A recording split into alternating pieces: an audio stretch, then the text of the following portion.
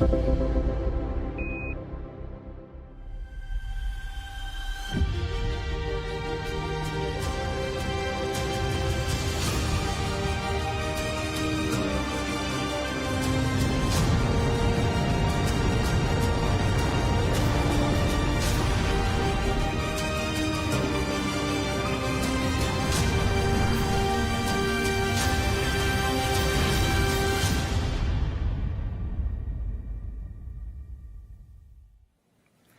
afternoon, everyone, and thanks for joining us here at Kennedy Space Center. I'm NASA Press Secretary Jackie McGinnis, and we're joined today for an Artemis update by NASA leadership and our Artemis II crew. They just got a first look at the spacecraft that will take them to the moon. And unfortunately, we only have 45 minutes today for this briefing, so we'll try and keep it short. Joining us, we have NASA Administrator Bill Nelson, Deputy Administrator Pam Melroy, Associate Administrator Bob Cabana, Associate Administrator for the Exploration Systems Development Mission Directorate, Jim Free, Artemis II Commander Reed Wiseman, Pilot Victor Glover, Mission Specialist Christina Cook, and Mission Specialist Jeremy Hansen. First, I'll hand it over to the Administrator for a quick update. Thanks, Jackie. The fact that the crew has seen their spacecraft now, this is another major step of us going back to the moon. Remember, we're going back to the moon. It's actually a different moon. We're going to the South Pole. We're going to see several spacecraft, some too, perhaps, from other nations that are going to be landing on the South Pole in the near future, perhaps this year. So there's a renewed interest in the moon.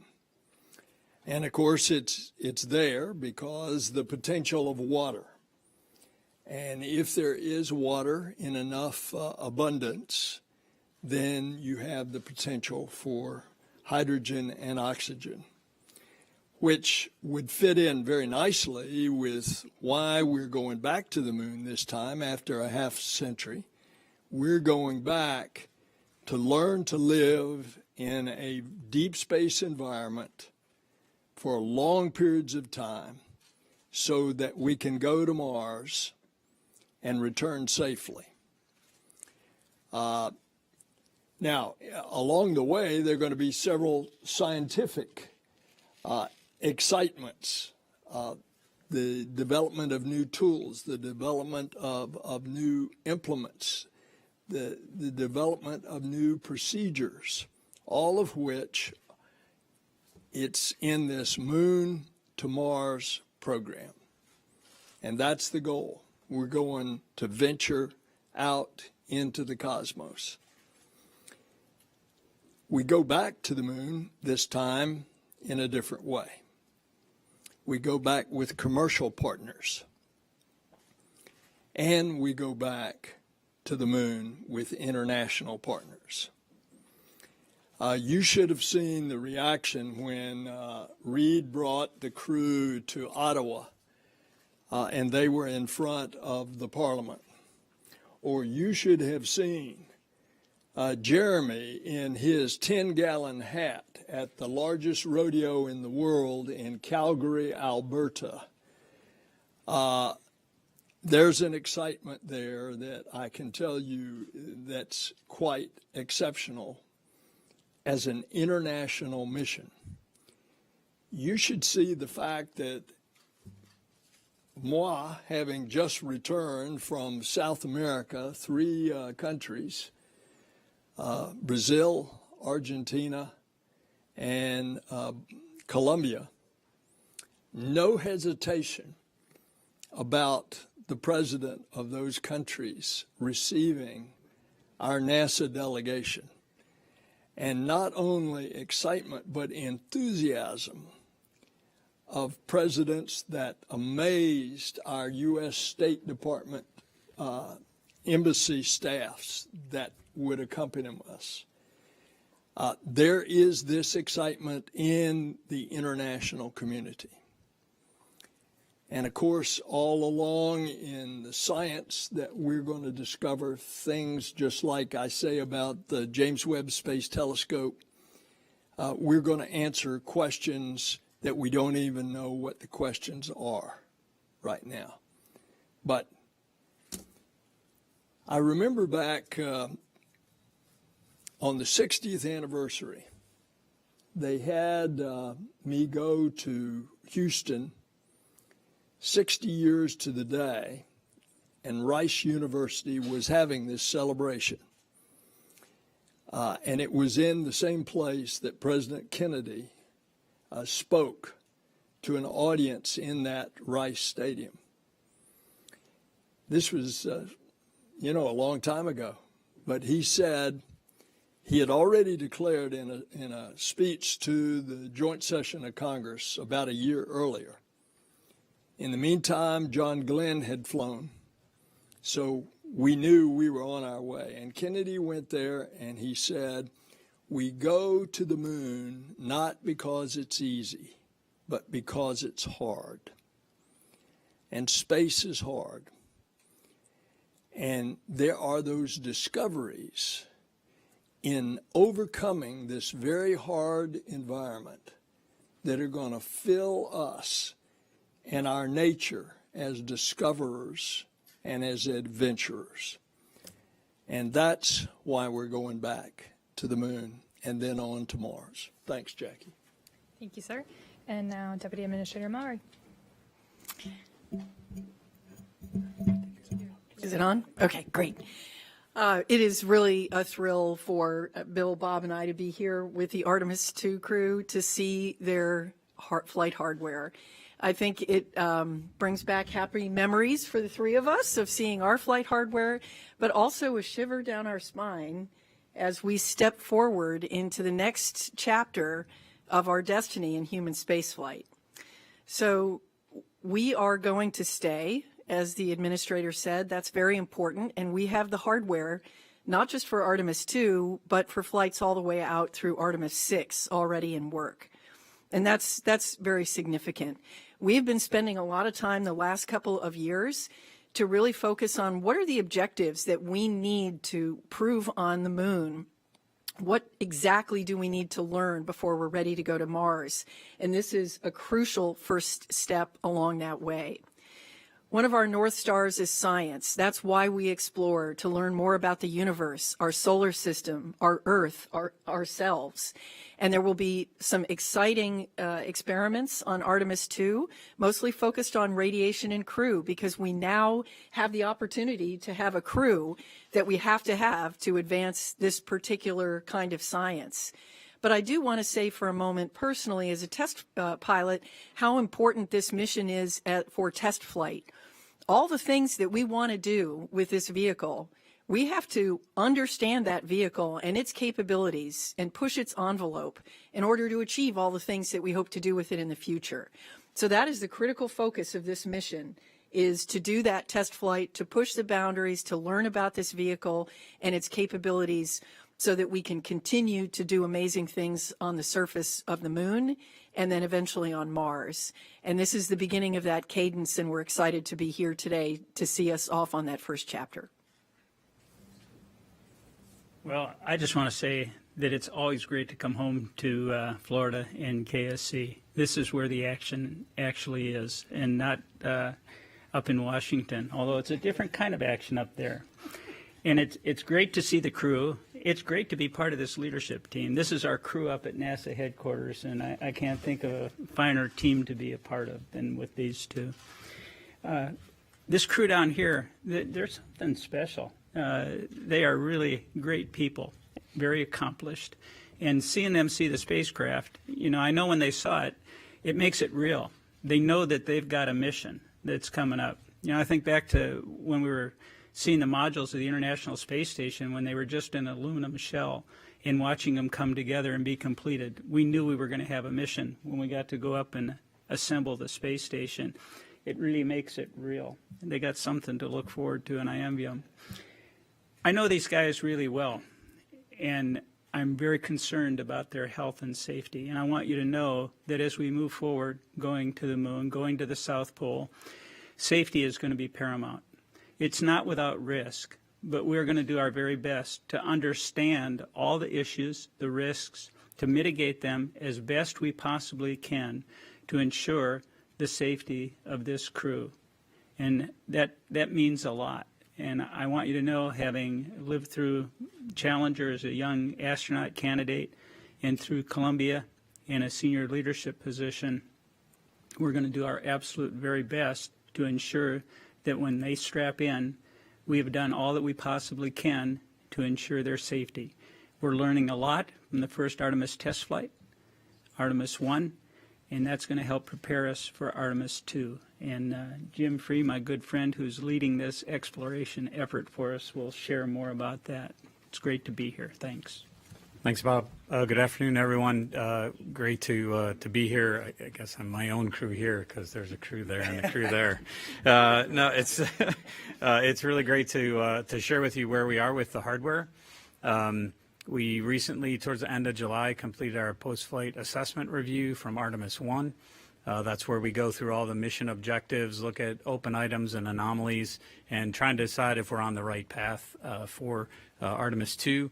We looked at a number of things that have been open, the heat shield, an electronics box on the service module, and some of the release and retention bolts. Probably the highlight things. I think we have plans forward with all of those. We still have to get to root cause before we get to flight rationale. So to Bob's point about safety, that's one of the things we need to get through.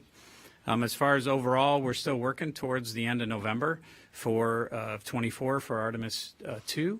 That's critical to stay on that path. It's this balance of pushing hard but maintaining the right philosophy of not pushing too hard, if that makes sense to you. But I think to us up here it does, because we still need to press and get our missions on a cadence where we're doing the exploration around the moon and on the surface. This is a great first step for us, but we do need to be vigilant and care about the people going on these missions.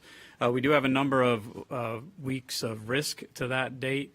The crew module is the critical path right now. We have to get the crew module assembled and tested and then mated with the service module, then turn it over to the ground system folks here for processing.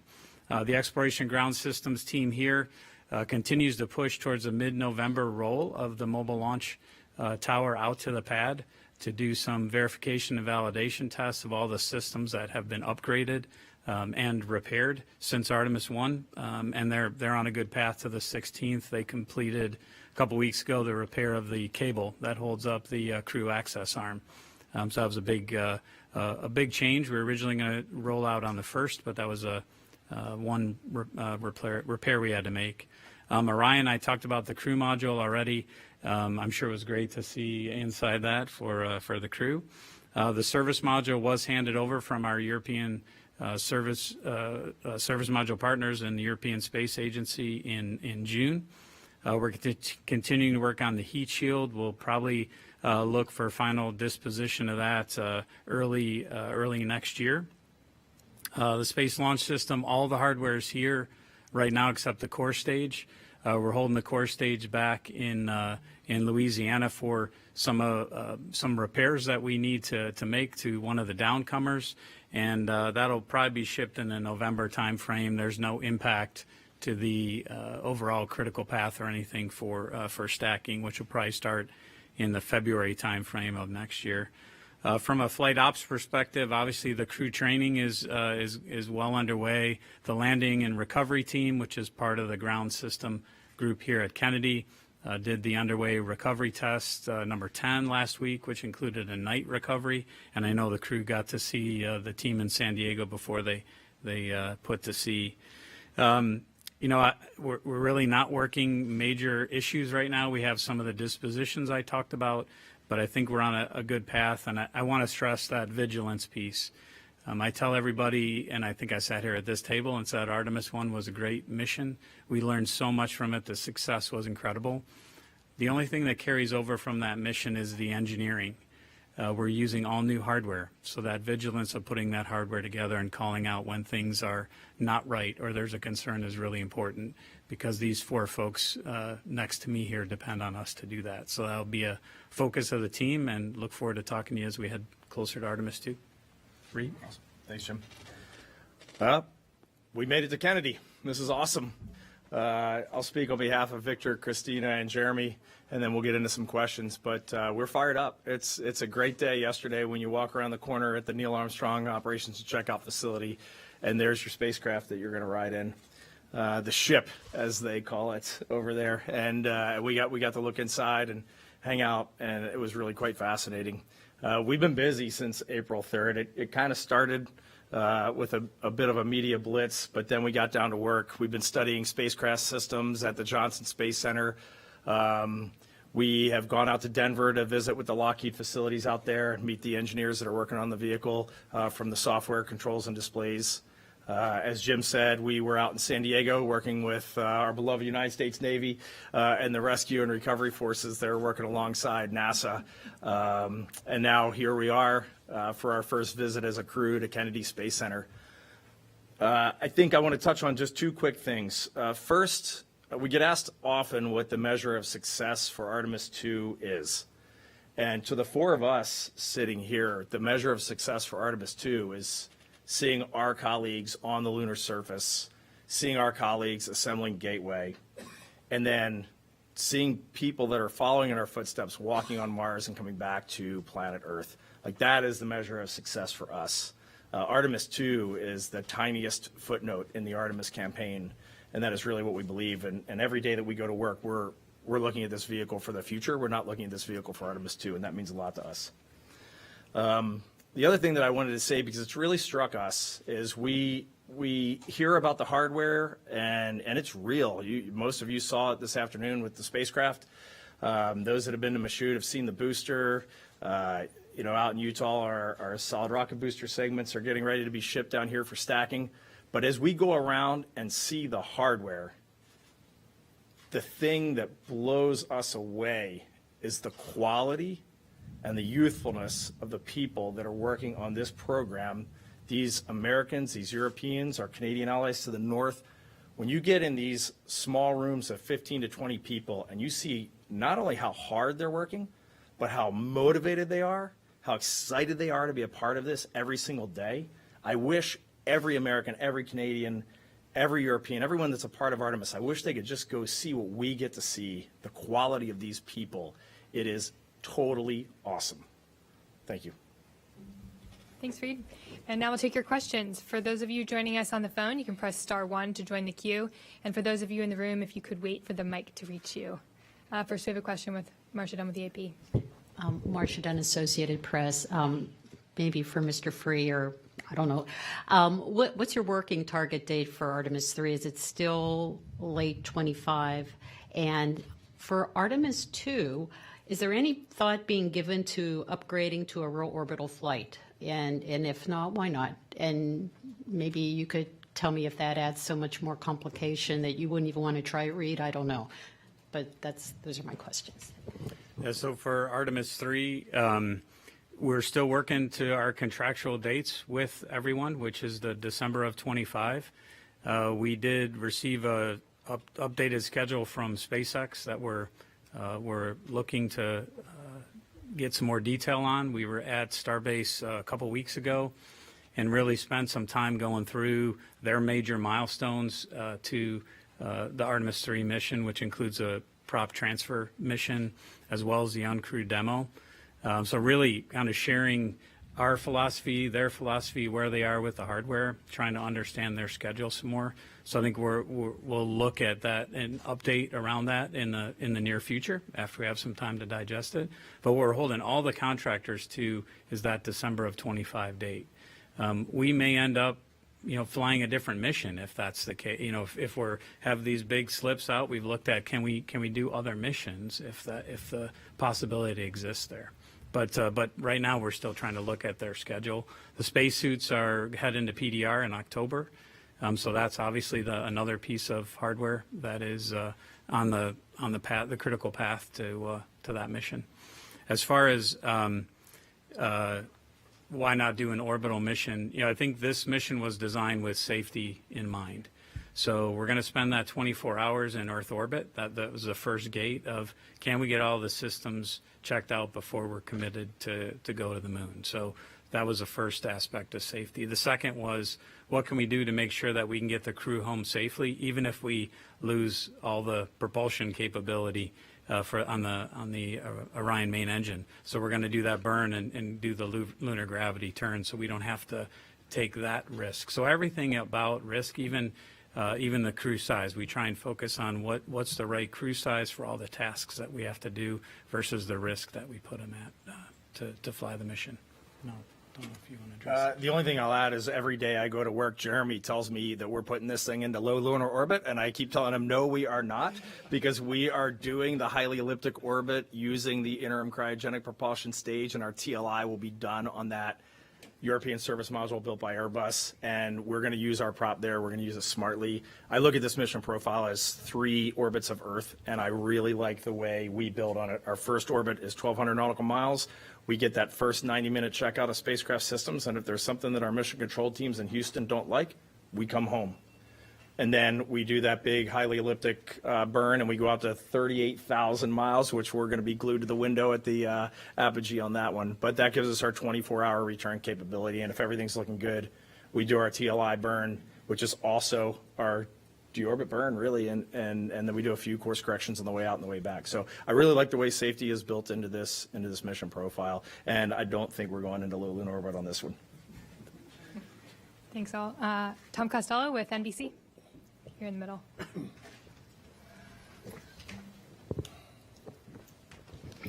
Hi, well, congratulations on a great day. Thanks for inviting us down here.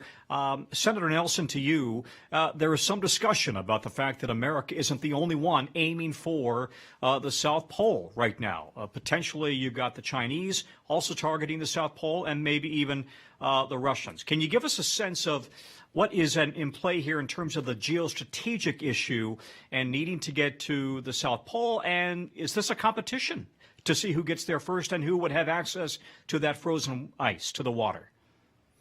We're in a space race with China. You see the actions of the Chinese government on Earth. They go out and claim some international islands in the South China Sea, and then they claim them as theirs and build military runways on them. It's called the Spratly Islands. So we want to make sure that the ideals of the Artemis Accords, which now have 28 countries have signed, and there will be others that will be shortly following, those ideals that we have the peaceful and cooperative uses of space together internationally. That's basically the framework of the Artemis Accords. So naturally, I don't want China to get to the South Pole first with humans and then say, this is ours, stay out, like they've done with the Spratly Islands.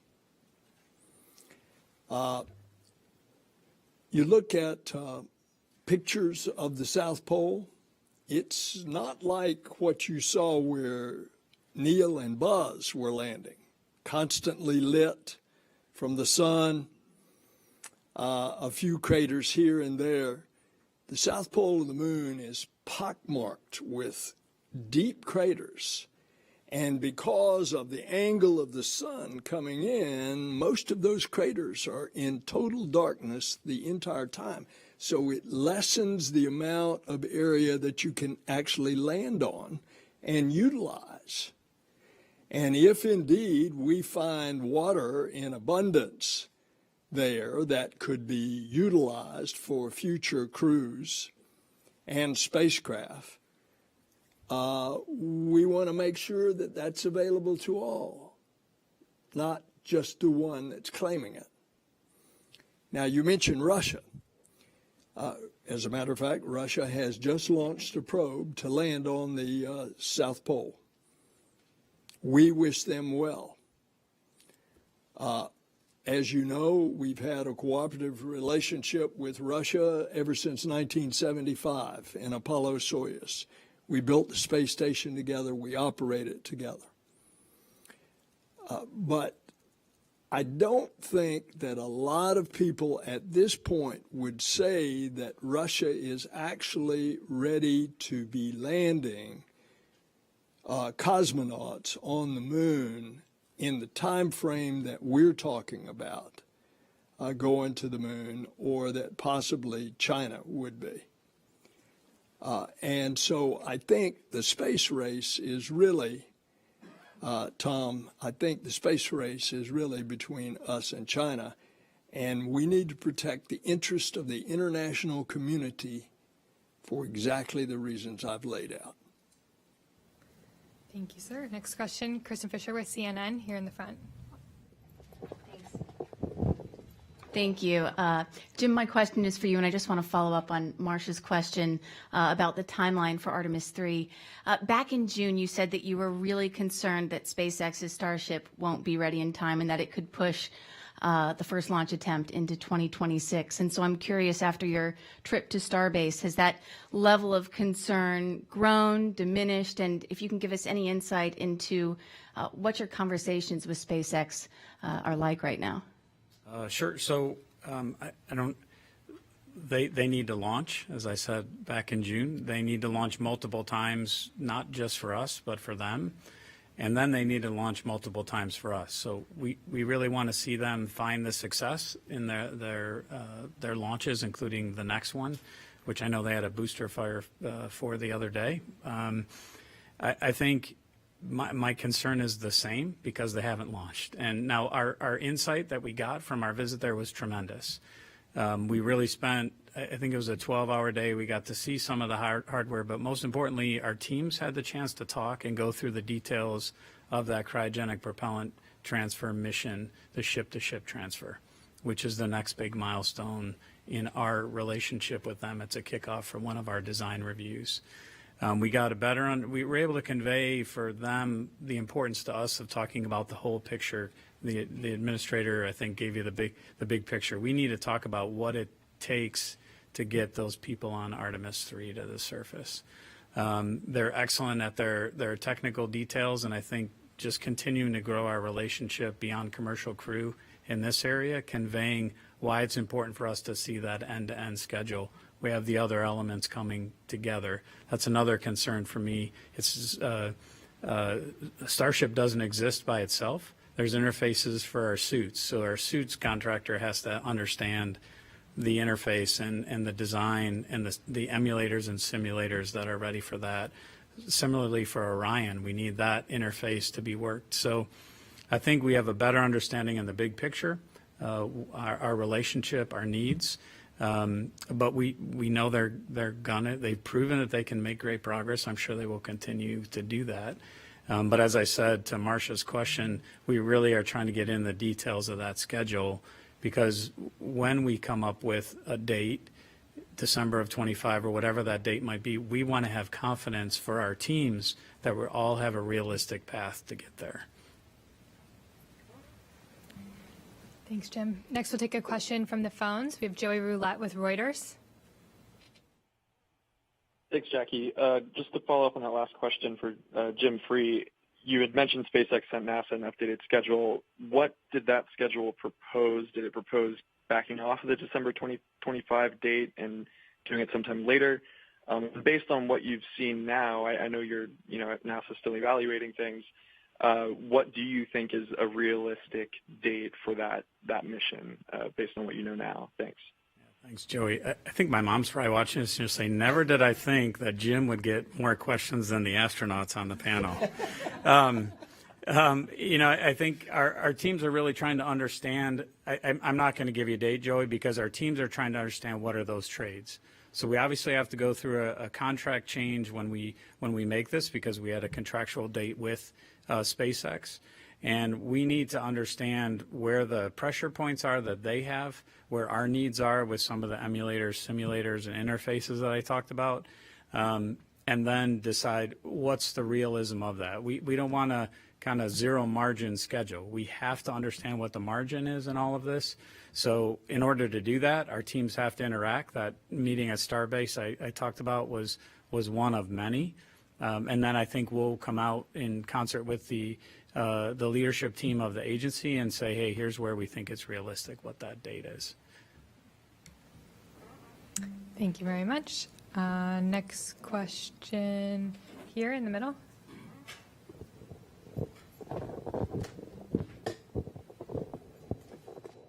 Hi, Philip Sloss, of course, for Mr. Free. You were talking about the issues with core stage 2, Michoud. When do you expect the stage to be ready for the engines to be installed? And if you have, understand you still have a decent amount of margin in that schedule. What's the need date that you need the stage here at KSC? With stacking happen in February, that if it's not here in February, that's where it'll start to impact the critical path. But the Boeing team down in Michoud has a good handle on the work. This is a different flow than the stage went through the last time, because the stage the last time went down to Stennis and went vertical and had some traveled work with it there. Whereas this time we're doing all of that work at Michoud. So it's a little bit different flow, and we don't want to push it down here and then have traveled work down here that then brings the team from Michoud. We want them to do it. It's a little more challenging at Michoud because we have to rotate the vehicle, whereas if it's vertical, you can kind of get to all sides of it at one time. So it adds a little bit of time to it, but we feel like the best place to do that is Michoud, so we'll leave it there. But I don't expect it to go much past November. This last little issue we had on one of the downcomers was really minor in the grand scheme of things. But I don't see it pushing much past November. Thanks, Tim. Here on the left.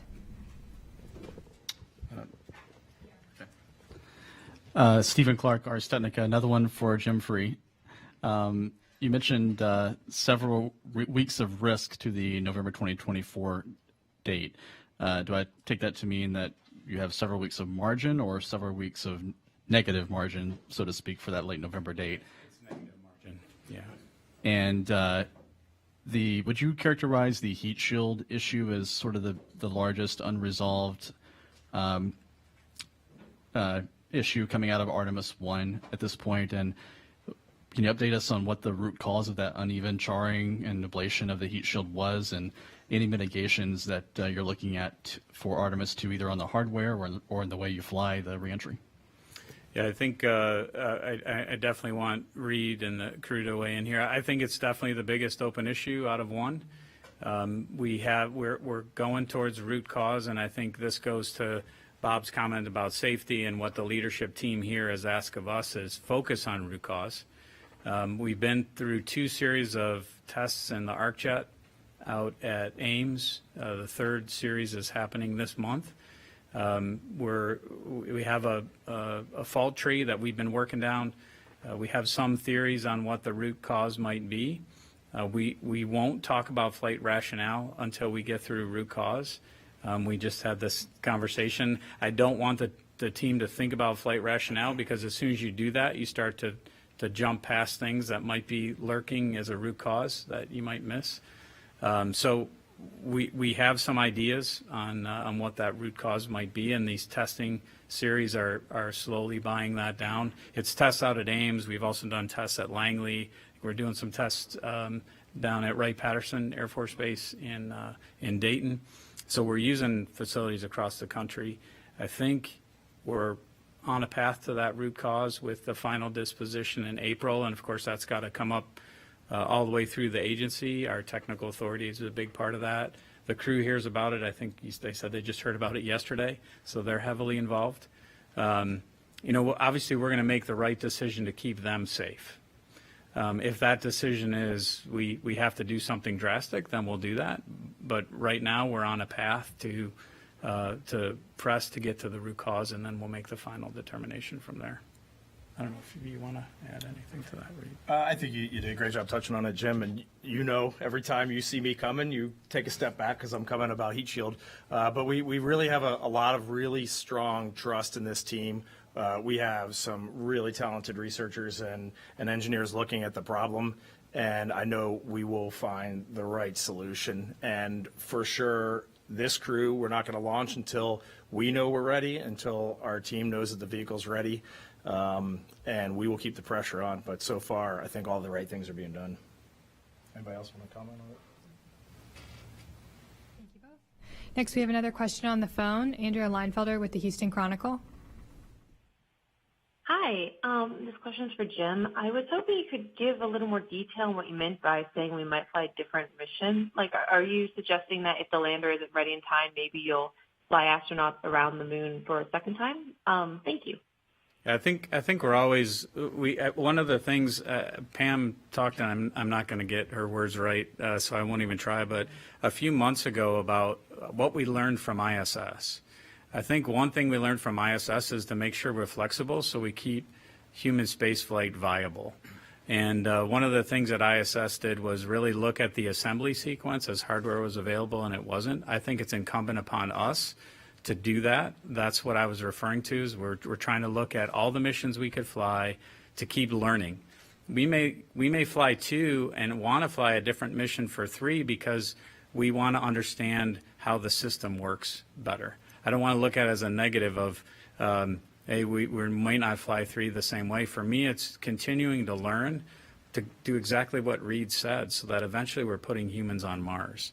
We're not going to accomplish everything in one mission. We shouldn't expect to. What we should do is expect to fly it safely and advance our cause of understanding, to do our science, but cause of understanding of our vehicles and systems. Thanks, Jim. We have another question on the phone from Sarah Derry with Radio Canada.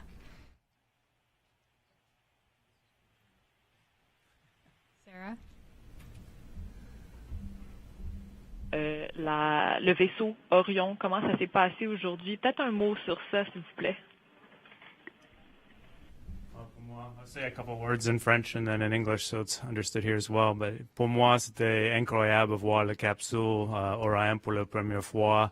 C'est la première fois que j'ai vu dedans la capsule et c'est magnifique. Et seeing the capsule for all of us sent shivers down our spines as we saw it for the first time inside, and real flight hardware made a real impression.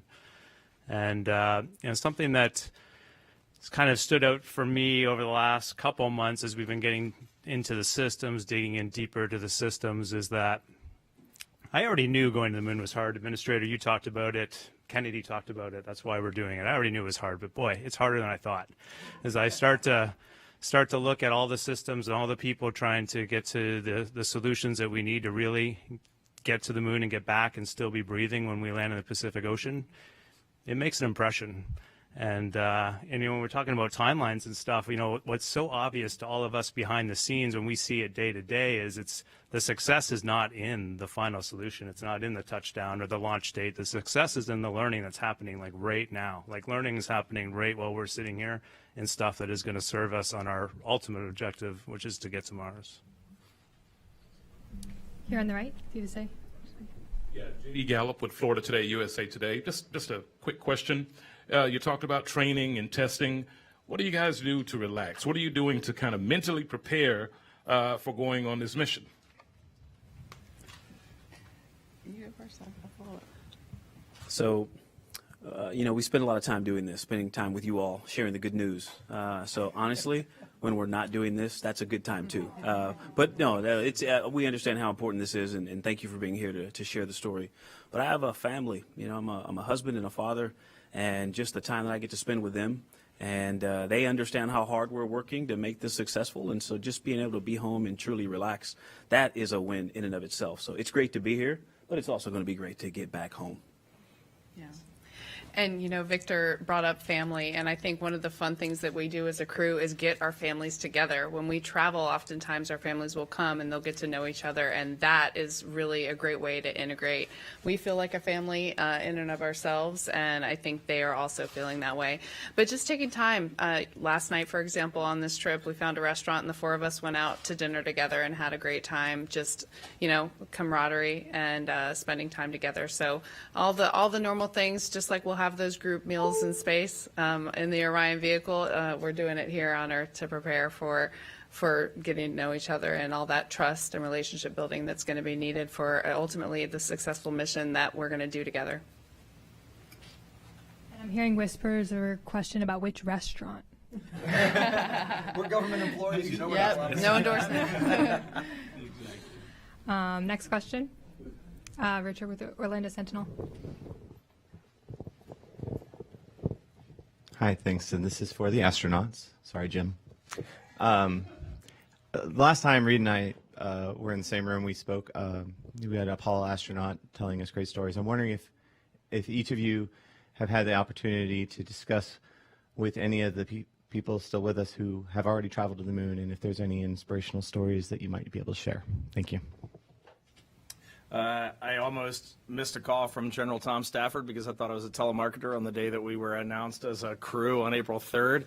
And I did pick up the phone, and what really shocked me was how unbelievably excited he was that we are going back to the moon for the agency, for the nation, and for the planet. So that was my story. And, someone who is very active in lunar science, period, and obviously the architecture that we're going to use to go back to exploring the moon and beyond is Jack Schmidt. He's still around. He's still very active. And to see his excitement and continued enthusiasm about this project is great. And so he's always been around. But someone who I've had some really interesting conversations with about recently, and he didn't go to the moon, but was an Apollo astronaut, Rusty Schweikert. And our conversation centered around human nature and ancient wisdom. And I'm gonna save it for later because I think he's gonna have a chance to tell some more of this story. But the ancient wisdom part was a really, really fascinating conversation. Good time for one more question. Here in the front. Yusuke Tomiyama, the Yomiuri Shimbun, Japanese Daily. My question is to Mr. Nelson. You mentioned the difference between the Apollo program and the Artemis program. One major difference is international cooperation. Japan secured the opportunity to both fly on the Gateway in the Artemis program, but the opportunity to land on the moon has not decided, so uncertain. What do you think about the opportunities for Japanese astronauts to land on the moon? This is a question that every country, every country in the world is asking. And, of course, the specific answer to your question will be decided years later. Thus far, those countries that will be represented by an astronaut going to the Gateway have participated in the planning and will participate as part of the Gateway, which is the mini outpost or space station that will orbit the moon. The question about landing on the moon is to be determined. Obviously, it will be as a result of a participation. In Japan's case, Japan is very interested in doing a compartmented, pressurized rover on the moon. That would certainly be a part of the consideration, but other nations are doing the same kind of planning for the future as well. So even though we have a U.S. ambassador in Japan named Rahm Emanuel who constantly is asking me on behalf of the Japanese government these questions. Nevertheless, that's going to be determined some period in the future. All right, thank you all so much. Unfortunately, that's all we have time for today. I know we had a lot of outstanding questions, so please feel free to reach out to us in the NASA newsroom. You can learn more about NASA's Artemis missions at nasa.gov/Artemis, and I hope you have a great rest of your day. Thanks.